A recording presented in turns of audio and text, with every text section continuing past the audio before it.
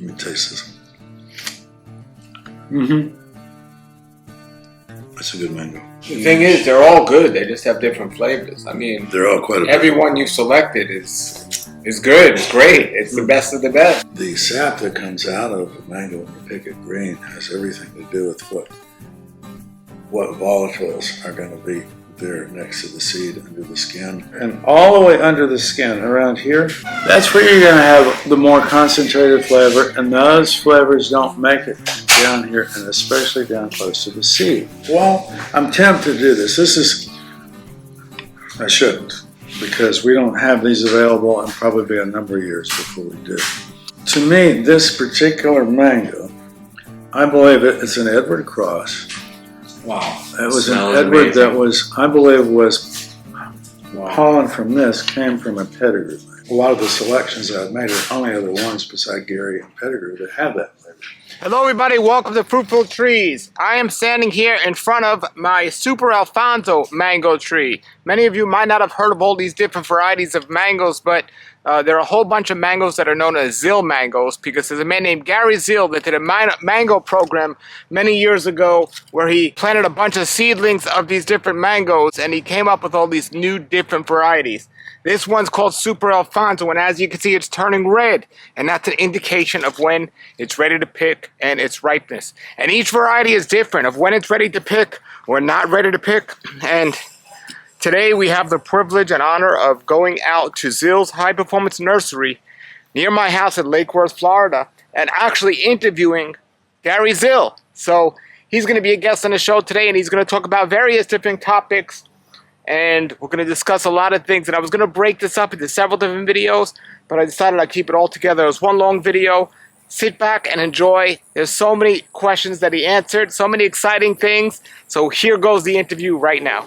How do you decide with all the different seedlings you plant, what variety is good enough to cut the grade to consider being a newer variety? What, in your mind, do you just taste it yourself, or do you have 20 people taste it? What makes you decide that? I've pretty much tasted them all myself, and one of the main reasons is I was wanting to get a lot of the flavor of the Gary mango in a number of different varieties.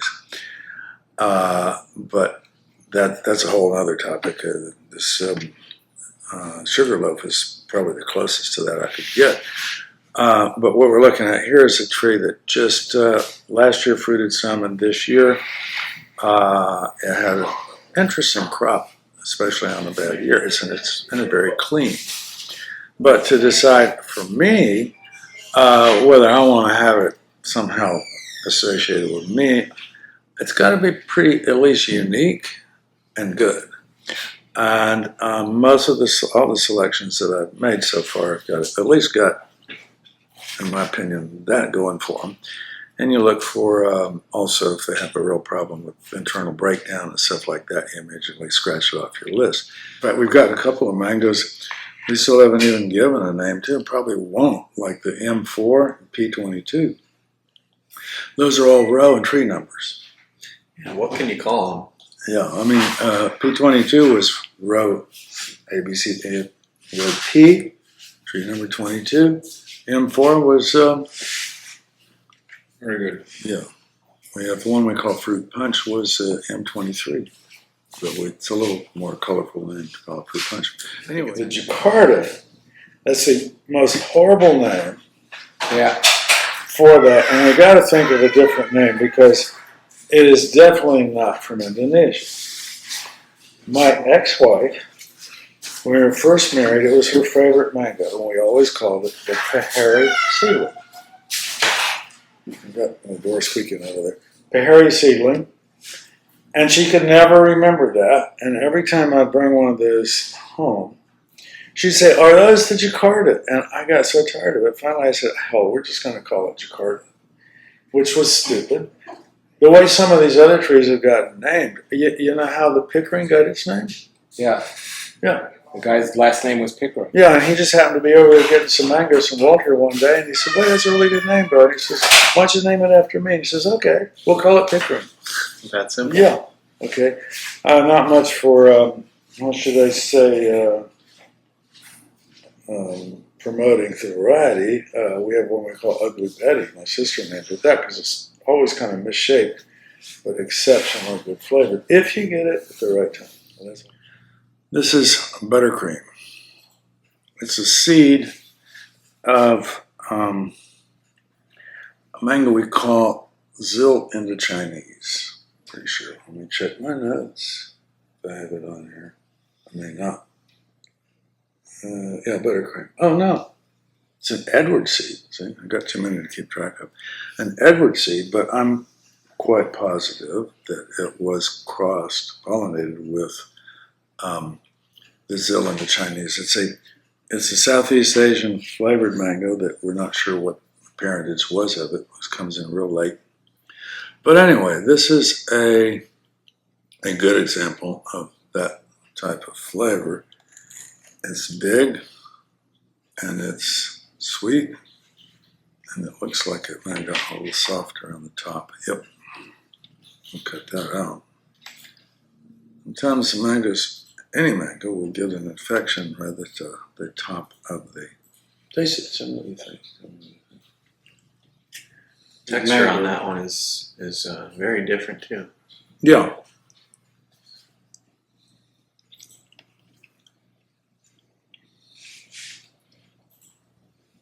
That's right. Thank you. Emily, do you want to taste any of these mangoes? Give us your opinion. You probably should, since people call up and ask you about these mangoes all the time. Did the name buttercream come because of the texture? I really can't say for sure. I think Feed Row thought of the name of this variety back when we were trying to think of a name for it. This has a very good texture, doesn't it? Oh Yeah, it does. But then you got to pick that at the right time because a lot of the flavor is held back if you don't. Yeah. Yeah. No fiber, but not mushy. It's right in between. Yeah, it's a good textured mango. And it's so big too, really big. That's one of the nice big ones. And the shapes are always so unique. It's all different. Here's a Is little. that the biggest mango you have? That's the biggest variety that I would bother to Yeah. grow. Now, the one that comes close to this is Pineapple Pleasure, which is a Springfield seed. Yeah, that's pretty big. But for this thing here, again, I got so many to keep track of here. Harvest Moon, what did I say? Pineapple Pleasure. Yeah, Pineapple Pleasure is a Springfield seed crossed, I'm quite sure, with the Gary mango. And this Harvest Moon is an Edward seed. That's right. I already went through that. I keep thinking somehow Carrie is in my mind, but that's because I had written on my notes that it had that particular type of. I think everybody's going to go crazy if I don't go ahead and cut through this. So we'll see what we can do here. It's big. I mean, I got the knife all the way in there. And we'll see what we can do. There we go. You need a bigger knife. I think I need a bigger knife. Yeah, it's kind of loose. So I don't know if you're going to want to finish that or not. It reminds me of a cantaloupe. Yeah. I mean, look at the thing. And you see the texture all the way to the seed. So it's quite an impressive mango. Feels not nice that too. big compared to the fruit. Feels really nice. Oh, the skin just comes right on there. Oh, yeah. I've always been very impressed with that one. Thank you. Okay. Now the tree, they're so big that the tree won't get many. Is that correct? It's not real productive, but it can. You know, it's interesting what they've learned about breeding plants in general. And they know with the corn plant, they need 3 leaves to make an ear of corn. I have a mango on a dwarfing rootstock that, in fact, this particular mango, I had a tree on a very dwarfing rootstock. It's too dwarfing to, it's almost stunted. But it was about I have a picture of it somewhere. It's about 4 feet tall, max, and kind of just spindly. And it had 2 fruit on it, almost as big as that. So I don't think, I mean, to a point, if the tree's getting a lot of sunlight, foliage is healthy, green, you know, your production is limited to some point, but a lot of times they're just not productive because they don't flower enough, or they have too many male flowers, or they have too much problems with anthracnose. Let me taste this. It's a good mango. It's got enough. It's enough tart, enough Show sweet. it to the camera. Stay inside of it. And yeah. The thing is, they're all good. They just have different flavors. I mean, They're all quite a bit. every one you've selected is good. It's great. It's the best of the best. I mean, so taste is so subjective, though. I mean, we could be sitting here, one person could love one and not like the other. Oh yeah. And to me, right next to the seed, that part isn't anything like, I'm going to just go ahead and slice this because I'm going to get too full eating mango. This part that's right close to the skin has a totally different flavor. Yeah. And it's much better, in my opinion. It's just stronger. I got a good question. There's mangoes we know that taste like guava. There's mangoes that taste like apricots. Have you ever come across a mango that tasted like a jackfruit?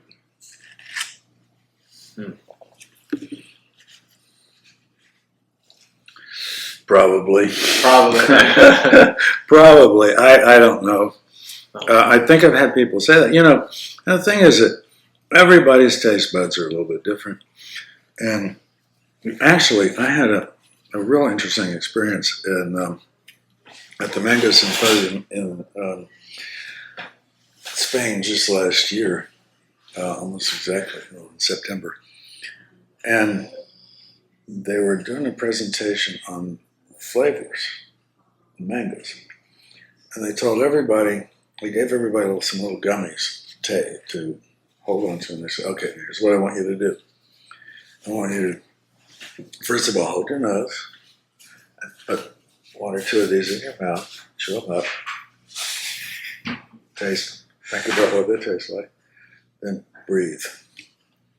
And it was amazing the difference in your perception of the flavor, because most of your perceptions of flavors are not in your tongue, but from all the complex aromas that come through your nose and the top up in your senses.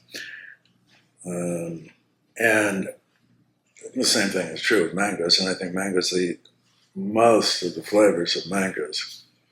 They're very aromatic fruit, and this is where you get so many variations of flavor. And to me, like I was trying to, these have been picked a few days ago, but the sap that comes out of a mango when you pick it green has everything to do with what volatiles are going to be there next to the seed under the skin. In fact, this is off the point, but you know, there's a lot of people who want to slice up mangoes and put them in their freezer and whatever else. I don't very, very seldom bother to preserve a mango. But if I did, I'd put the whole fruit in the freezer. I have to keep the skin on. I leave the skin on, because there's where all the real aromas arrive. Maybe not 100%, but most of it. You don't want to eat the skin because there's too much of some other stuff in there you don't want to eat. But what I do, if I'm going to eat a mango, anytime you freeze a mango, when it thaws out, it's just goopy. I mean, I was going to say, the texture's kind of destroyed. The destroyed. texture's awful.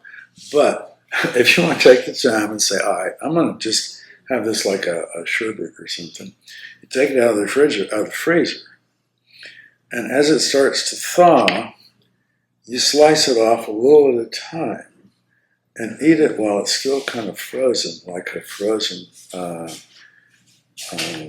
sherbet or something like that, and it can be very good. That's the only way I bother to try to preserve it. That's right. You can't beat the. I've never tried that. Yeah, that's the only way I've been it's doing it. I've seen you just throw them in whole. I've always sliced them and skinned them so that it's easier to just, because then I'll just throw them in the blender. No, when you do it that way, when it thaws out, what you do is you cut it and you're going to spoon it right into the blender. Okay. You know, and just spoon it right into the blender. Never tried that. Yeah. No. That's the thing.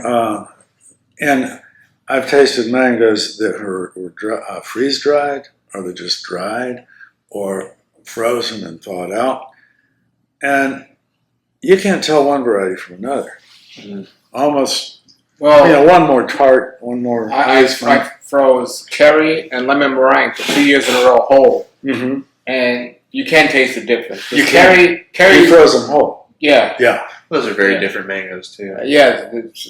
But a lot of mangoes though, once you freeze them, you don't know one from the difference. But if you even if they're that different. Yeah, generally to me, if you've done anything cooking a mango, or if you've done anything with freezing them to preserve them, generally most of pretty much everything that's volatile is gone. And that's where most of your distinct flavors What were you saying about the skin? Because a lot of people, not a lot, but there are more and more people now eating the skin. So you said something about... Well,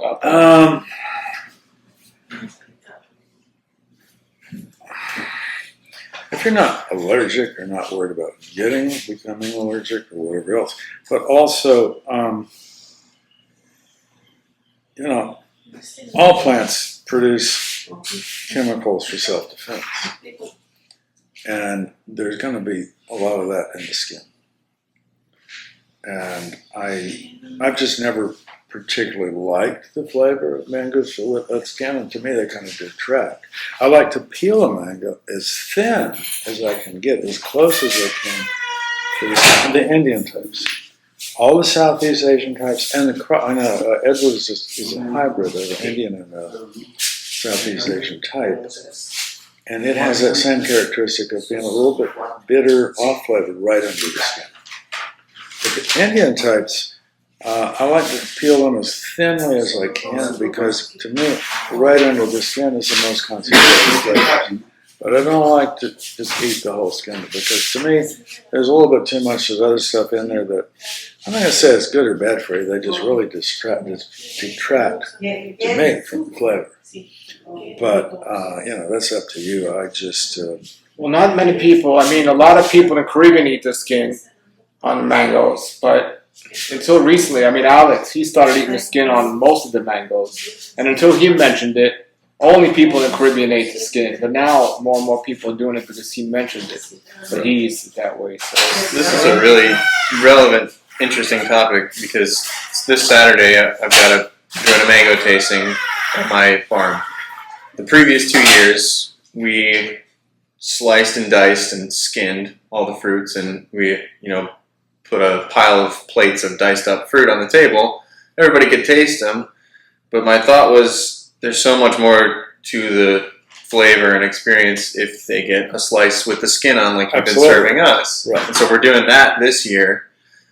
And just not only the flavor, but if somebody's trying to pick a mango, just seeing the whole fruit with the skin, with the smell, they're going to remember it more than just having a little diced cube. The flavors are all blend together in their mind. Well, yeah. Well, I've always felt that, to me, if you really want to sample a mango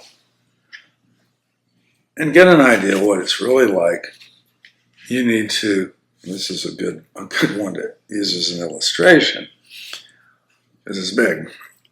Okay, up here around the top, you're going to get real close up here. You can see there's little specks in there. There'll be some real sap there that you don't want to eat. It's just, it'll burn your tongue, it's whatever else. But just a little bit below there, right in here, and all the way under the skin, around here, down here, then under the skin, that's where you're going to have the more concentrated flavor, and those flavors don't make it down here, and especially down close to the seed. Now I'm going to make a slice of this. again, and you can see very clearly, well, not clearly because you can't see flavors, but along the bottom down here, the further down you go and the closer to the skin, the less concentrated everything that's coming from this, everything that goes into the skin, into the flavor, it makes up the mango. It's either come through the stem or come from the flesh itself, the skin, also having photosynthesis and doing some of the work. So, obviously, you would assume then closer to the skin, you're going to get more flavor. And that's why I always say, if I'm going to taste the mango, I like to eat it like an artichoke leaf, artichoke petal. You bite into it, you eat it, but I always like to scrape, you see what's left, and what you guys do, same thing. And to me, if you want to talk about eating the skin, you go right ahead, but to me, I think, judge for yourself. If you like this flavor, that's good. That's about as far as close to the skin as I want to go. Well, some people say eating the actual skin, there's some health benefits to it, and it'll balance out the sugars. Some people say that. I know it's kind of rough, and I was always thinking, I was going to ask Alex, not just eating the skin, but if you're blending up a mango in like a smoothie, have you ever tried blending up with the skin? Because then I don't know. Different mangoes have a thicker skin Some, and thinner yeah. skin. I don't know. If you want to get all those things, eat blueberries. If you want to get all the phenols and everything else is really good for you. Because I do know that some mangoes are more fungus resistant than others. And all of those are things that the plant produces for resistance. And I was just reading a year or so ago in a book I have on mango biochemistry, not mango, just plant biochemistry. And it was saying that the obvious plants produce chemicals for self-protection. And it gave us an example of a potato that had to be taken off the market. It was bred to be very resistant to fungus disease. And it turns out it was making people have upset stomachs and not do very well. So, is that genetically modified though? No, it wasn't GM or nothing else. It was just it's potatoes. It was just selected to be especially resistant to certain fungus diseases that potatoes got. Yeah, GMO. I don't want to get into that because it's just not a good idea. What about a lot of people now are promoting the leaves that you could be using into a tea, and they're saying that that's good. So my question is the leaves edible or medicinal at all? Because if you could make a tea, why couldn't you consume them? Yeah, we're getting way out of my field. I can talk about. I'll give you my opinion, but for what it's worth, I've heard you can make teas out of pretty much any kind of leaf. I do know that you don't want to be making tea out of anonymous. Oh, yeah.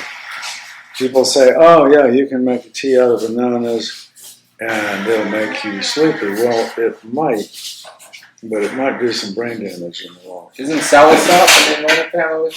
Oh, yeah. But soursop tea is like one of the most popular anti-cancer things out there. It's very popular. Well, it might be anti-cancer, but nobody knows. Again.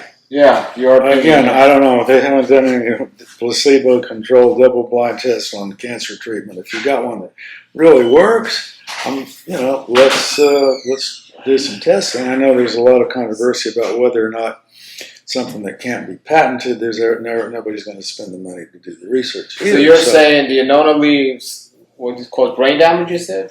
Yeah, it's a type of. I read this article a number of years ago. Har has been very adamant about it. Yeah, it was. And Onasin, he said it's a neurotoxin. Yeah.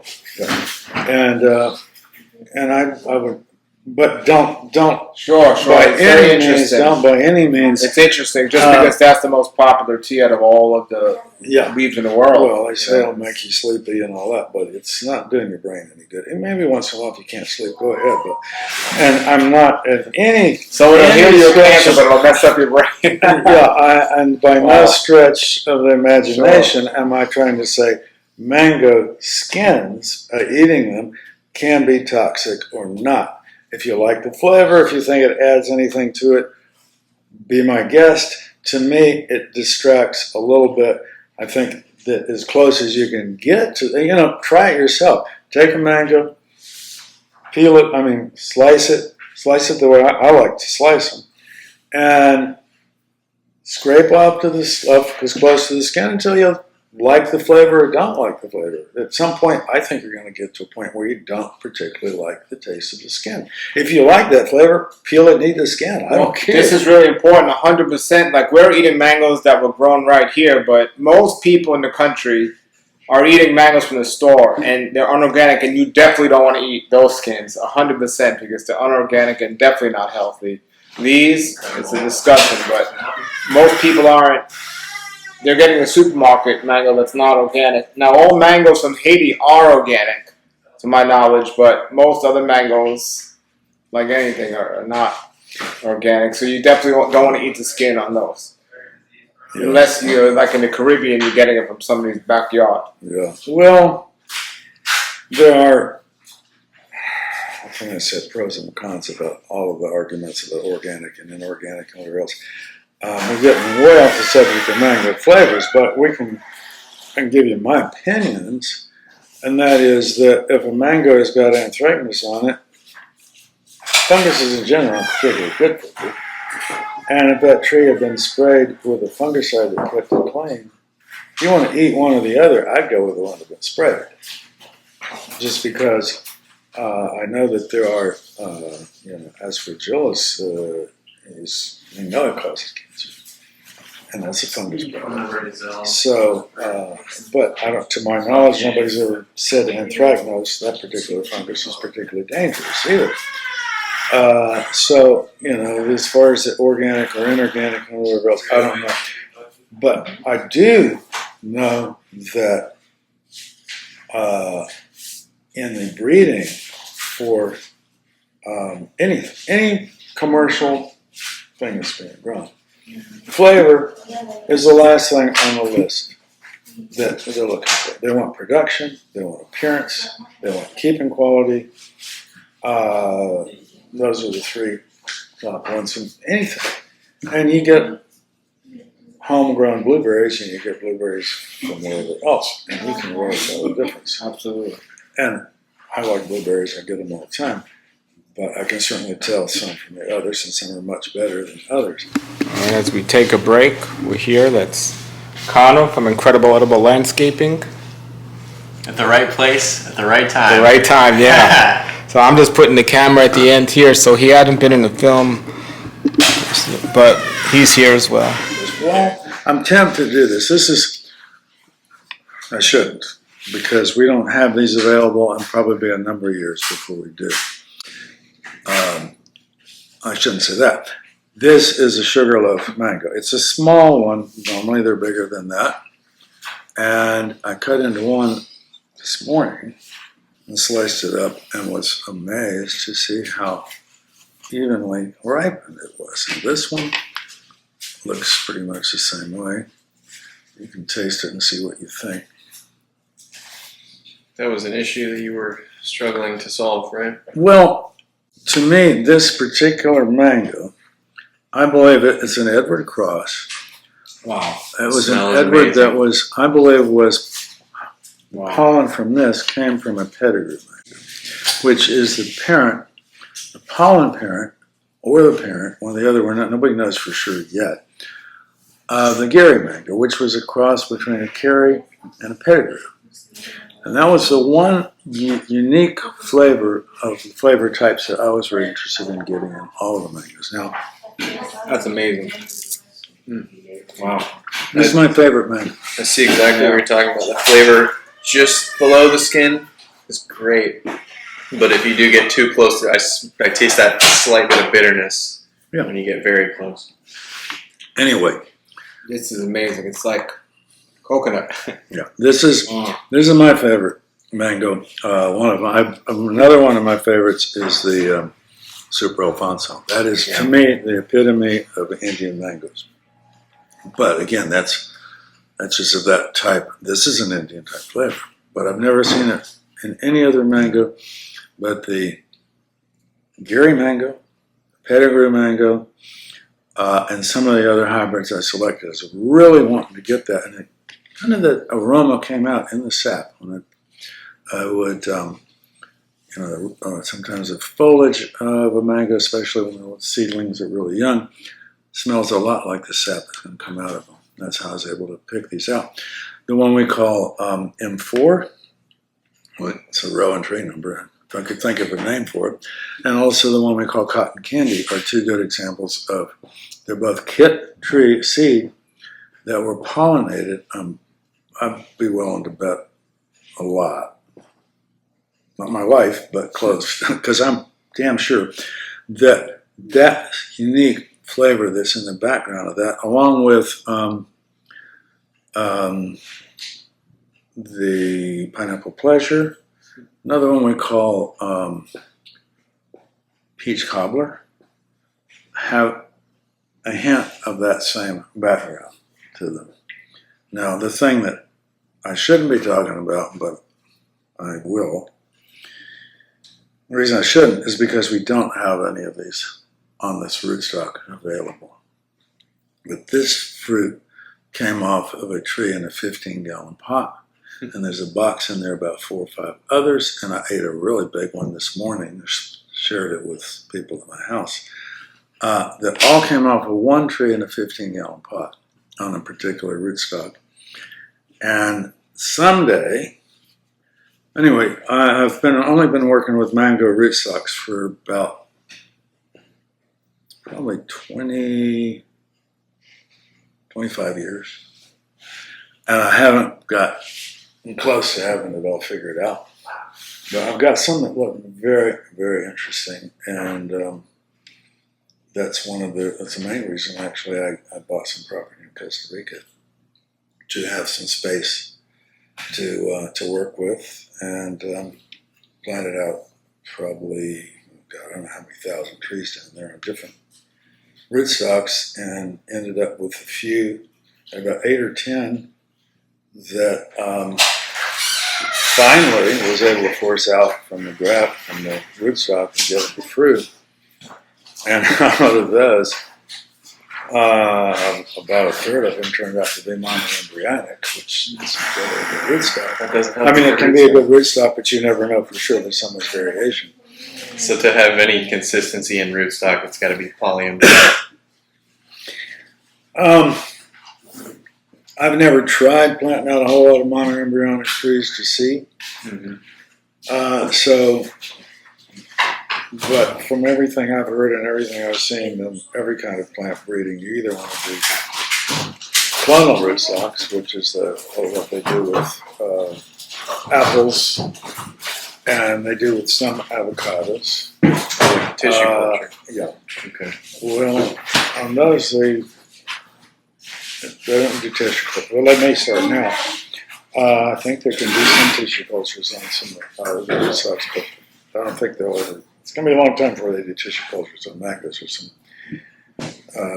chemistry that's involved that's a real problem on them. But generally, I know with citrus, they like to use, say, polyembryonic varieties. They're consistent mangoes. And that's pretty much the adopted practice all over the world with mangoes, is to use something that you can plant the seed and you can be pretty sure what it's going to behave like. Somebody's going to have a grove, plant out 1,000 trees. They don't want every third tree to be dwarf, and some of them be exceptionally vigorous. And some varieties of mangoes are much more affected by the rootstock than others as well. That I do know. And it's the most fascinating thing I've worked with mangoes, and I've been constantly surprised and disappointed a lot with what I've learned and wished I'd known a long time ago about mangoes and mango rootstocks. Depending on your scion and depending on your rootstock, what they're going to behave and how consistent your rootstock's going to be. It's absolutely crazy. There's one particular variety that grows dwarf on some rootstocks, and others is very vigorous. Others doesn't seem to make any difference. And I have one rootstock that, I think it's the same one that I was real interested in this. Then on another variety, it keeps the work, but never has flower. It's been sitting in the ground since tall, so I've been there for 5 years. And it's grown maybe 2 flushes of growth. I haven't been fertilizing. I haven't taken, I've got enough to do, but never flowered. And it should at least flower if it's growing slowly. So there's just, it is so complicated that so far I've only tried to specifically look at certain varieties and certain rootstocks. And I'm still in the process of evaluating. And someday, and I don't think it's going to be very much longer, we will have some varieties for sure available on the local rootstocks. I know I have cherry mangoes right now on some rootstocks that behave well, but they're very, very limited in availability. And so, and I've talked way more than I should be about rootstocks. We don't have, I think in the whole nursery we may have about 50 trees available now, and they're all in 25-gallon pots. This looks like a Super Alfonso. Let's see. Let's see what we got.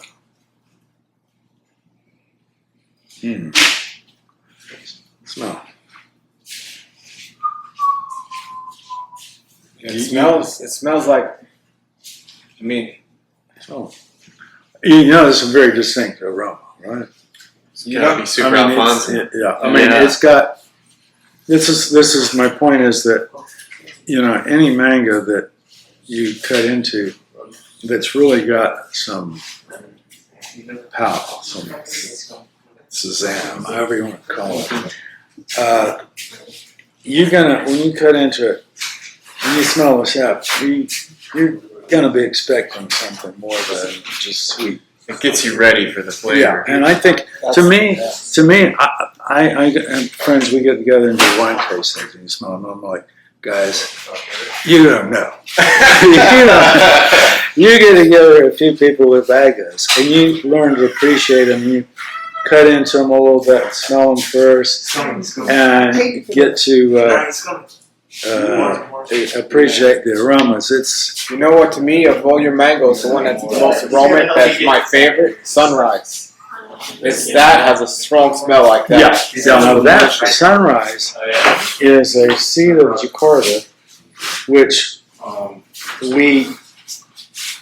I'm sure it's a cross between a Bombay, or Pahari, as they call it in India, and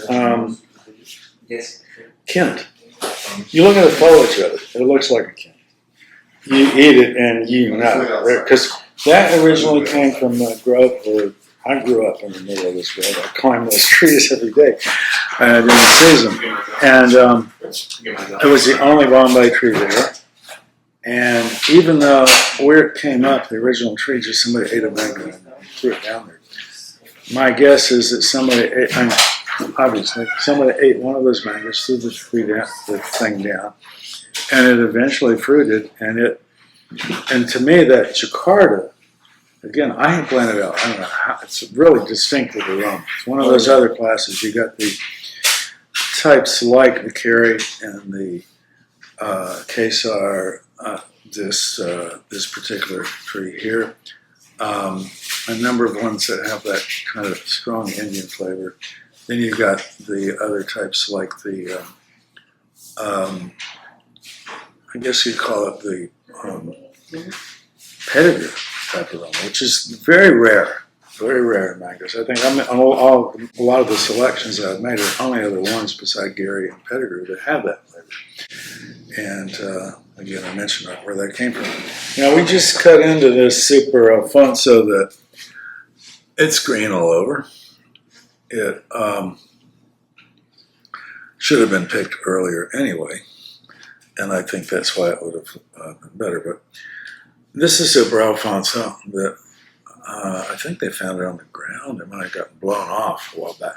You can see it's got some nice color to it on one side. That's a pretty color. It was out in the sun. And The only, almost all of my selections that I've made have no color. They just turn yellow when they get ripe. And that's because I wasn't looking for color.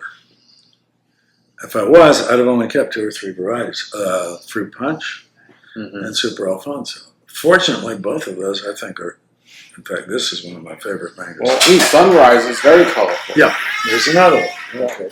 And it's a seedling of Jakarta, which is also colorful. I'm going to talk a little bit about color. We'll go back to this.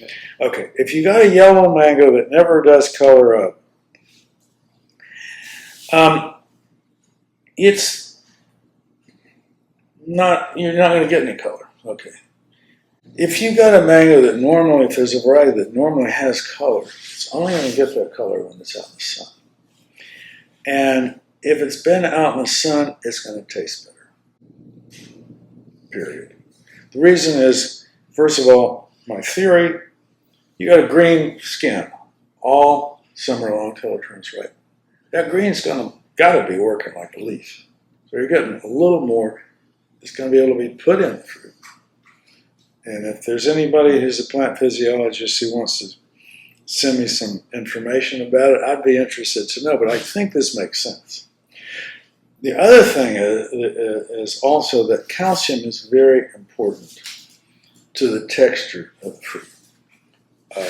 There's some, it's just, I won't go into all the details, but basically the cell's walls have got a lot of calcium in it, they have to. And it only moves through the transpiration stream. Okay? You take a mango, you pick it green, and put it in a plastic bag, and you'll watch there'll be some moisture coming out of that. The more that fruit's out in the sun, the more it's going to evaporate, the more it's going to pull calcium into the fruit. Okay? So, this mango will have a lot more calcium in proportion than this one.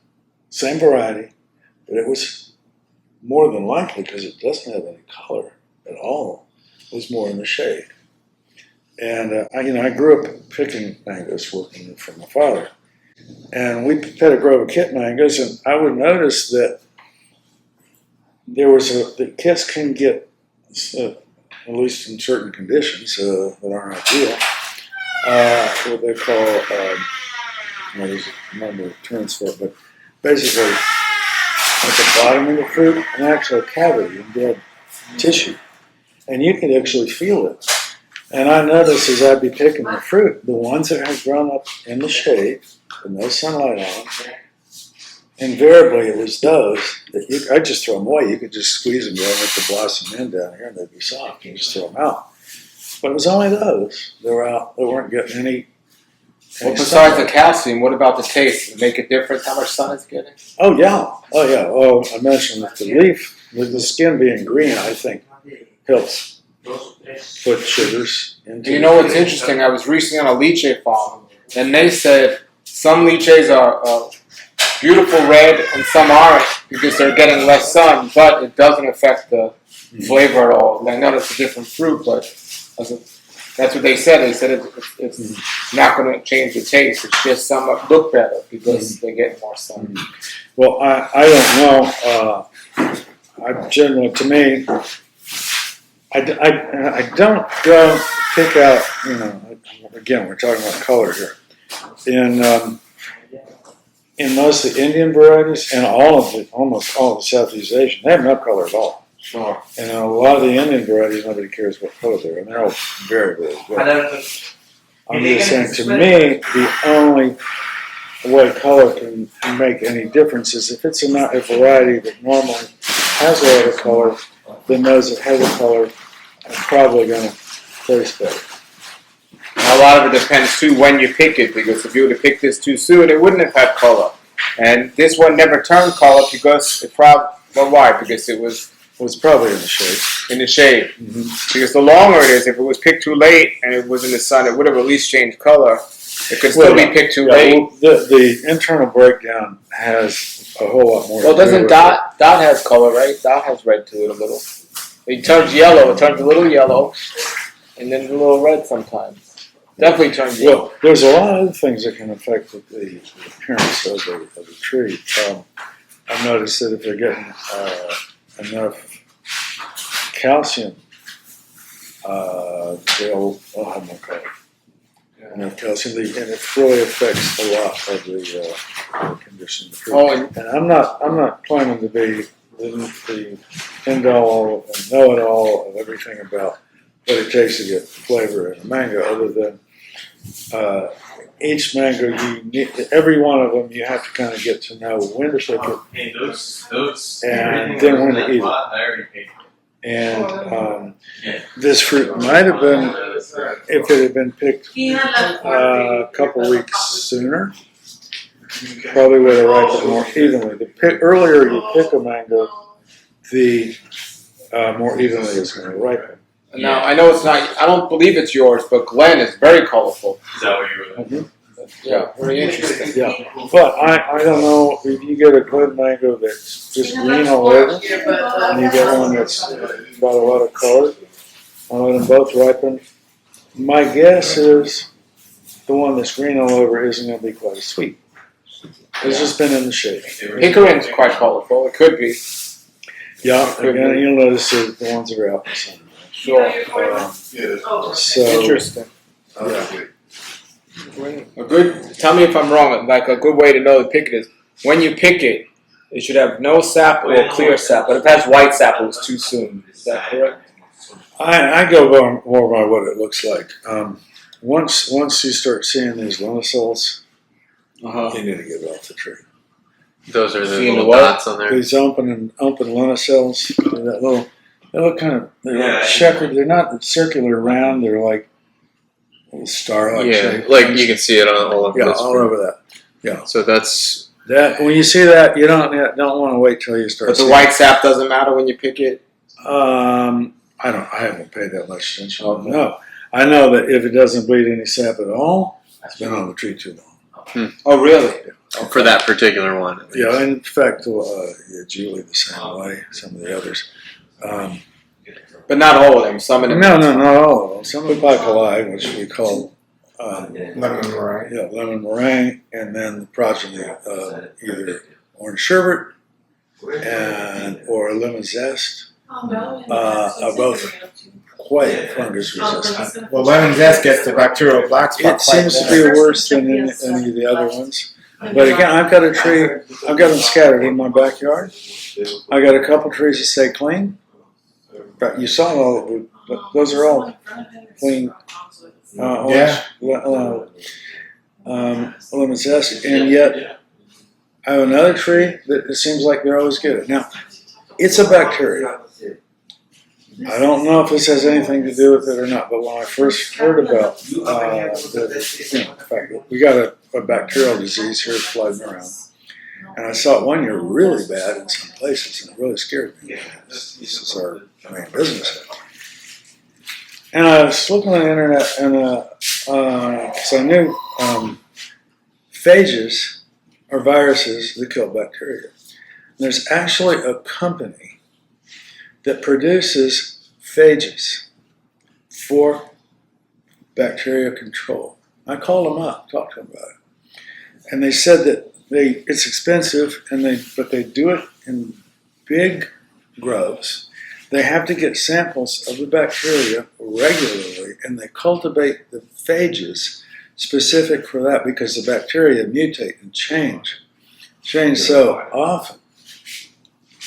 But that they have to, it's like flu shots that they, every year they change. I don't know if it's every year or even more frequent, but they actually contract to produce phages for control. Is it a spray or a? I would assume it's a spray that they apply. That it's very effective.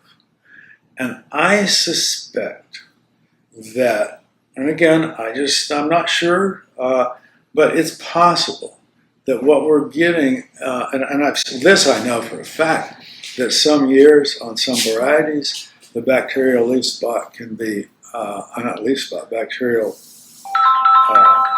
spotting on the fruit can be much worse than other years, and some years it's just gone, and other years it's bad on one variety, and the next year it's not there. I've seen it. And so we're not spraying anything for it. I don't see anything that really worked. they say copper, this, that, and the other. I don't know if I got to spray something all the time. We do and should spray our trees more often. This year we didn't spray them. I think we sprayed twice to keep the flowers clean. And that's why there's a lot more anthracnose. But anyway, my suspicion is on the bacterial disease that's affecting the fruit that it is somewhat, and quite a bit I've seen, controlled by just, my guess is phages, viruses. You know, not the kind that give you the flu, but the ones that attack the bacteria.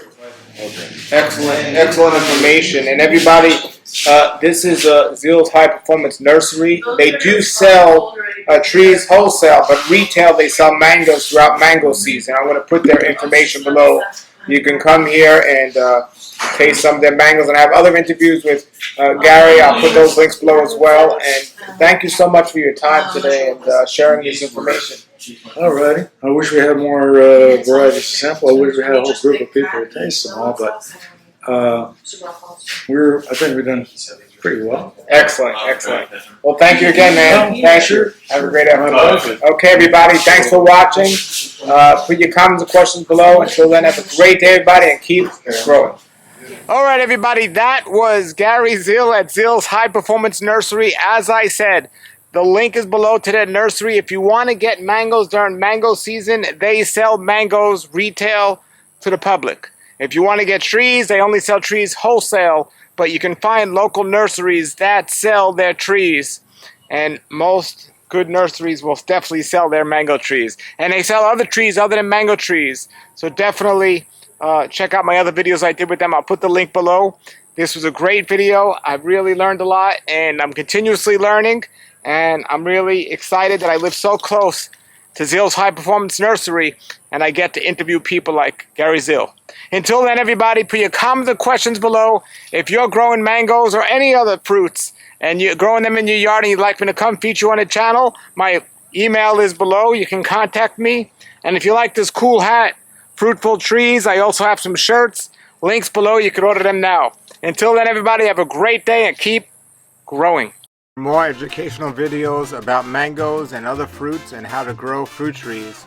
Please look out the other videos on this channel, Fruitful Trees, and also subscribe if you like, and also share these videos with others. Thank you for watching. Have a great day and keep growing.